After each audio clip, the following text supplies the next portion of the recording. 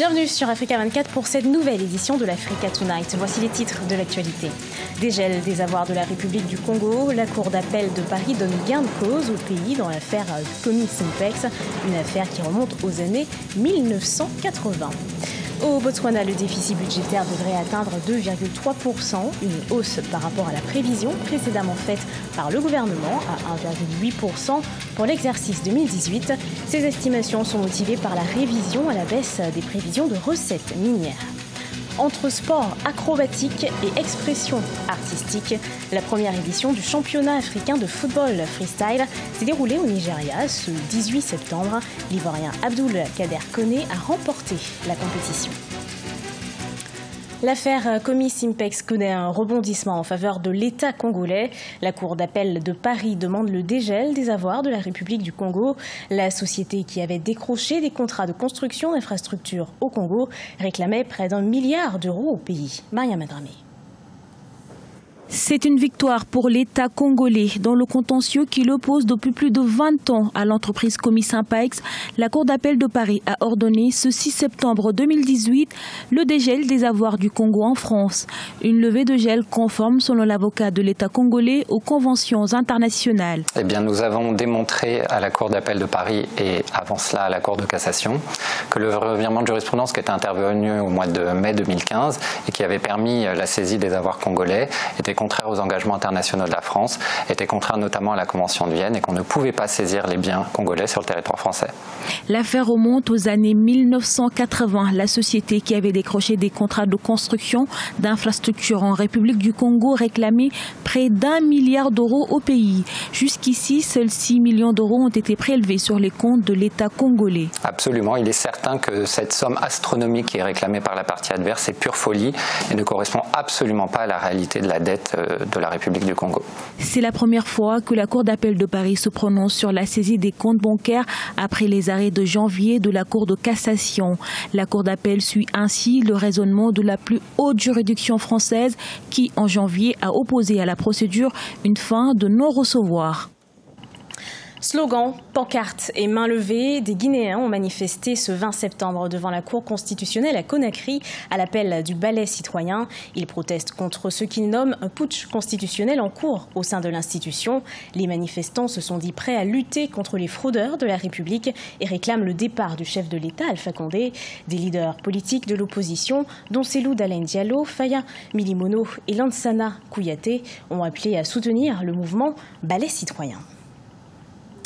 Confiscation d'argent de biens et de sociétés de dirigeants des frères musulmans en Égypte.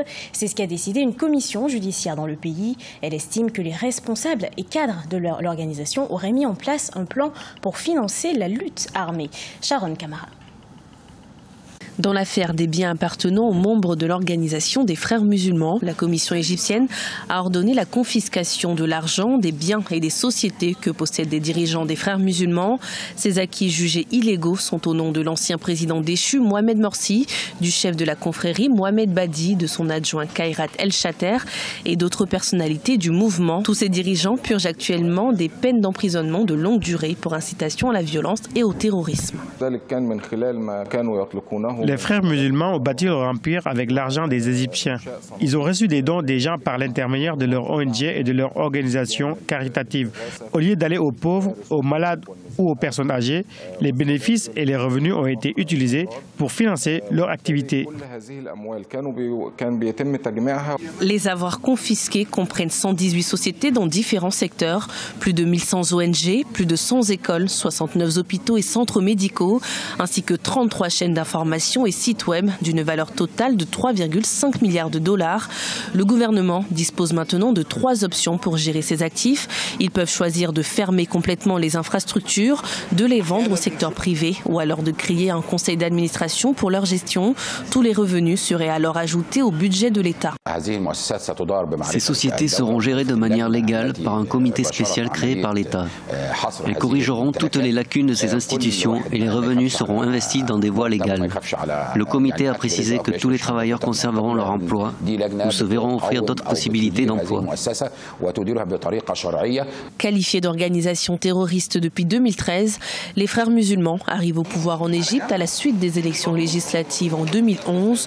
En mai 2012, Mohamed Morsi, candidat des Frères musulmans, est élu démocratiquement à la tête de l'État. Il est renversé le 3 juillet 2013 à la suite d'un coup d'État. Au Botswana, le déficit budgétaire devrait atteindre 2,3% cette année, selon le ministère des Finances. Cela représente une hausse par rapport au déficit de 1,8% prévu précédemment. Les autorités prévoient une croissance du produit intérieur brut de 4,5% pour 2018, en misant notamment sur la diversification de l'économie.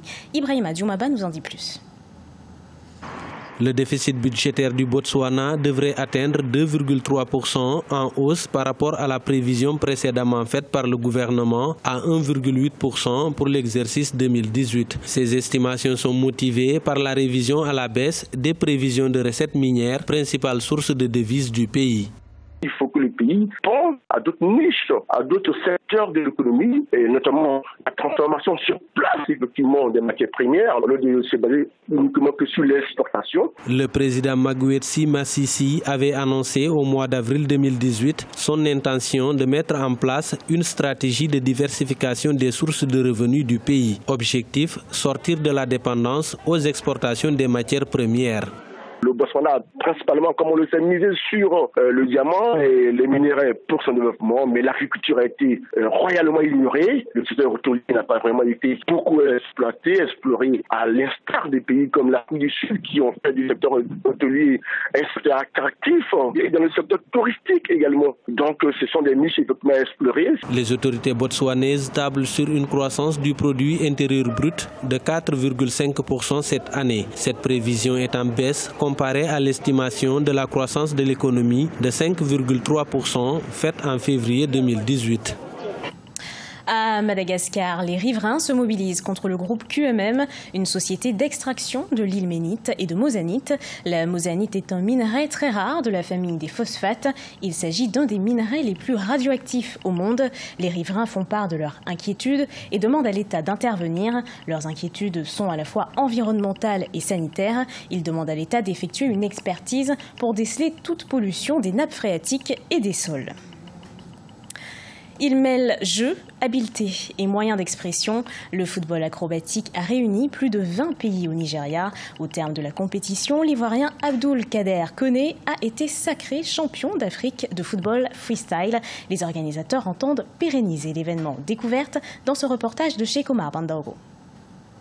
Pour une première, le championnat africain de football freestyle a connu la participation de talentueux acrobates. 20 pays présents et un vainqueur à la fin. La Côte d'Ivoire, représentée par Abdoul Kader Koné.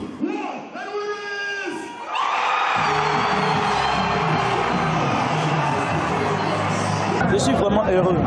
Je n'ai pas de mots. Et après ça, moi je compte jouer au football. Et essayer d'apprendre beaucoup de choses aussi en Afrique. Le football freestyle se définit comme un sport d'habileté et d'expression. Un sport devenu populaire dans d'autres parties du monde auquel le Nigeria veut donner une nouvelle dimension. Il s'agit de créer un environnement favorable permettant à ces jeunes talentueux d'avoir un mode de vie durable. En gros, nous voulons les développer au point de faire d'eux des superstars pour que les particuliers et les entreprises puissent les engager dans les cadres d'activités qu'ils organisent. Au-delà du nombre important de participants, le premier championnat de football acrobatique a eu le mérite de drainer du monde. Un public séduit par la qualité des prestations et par l'ensemble du spectacle proposé. Pour sûr, ils seront de nouveau servis, car c'est ainsi parti pour une compétition qui se tiendra chaque année.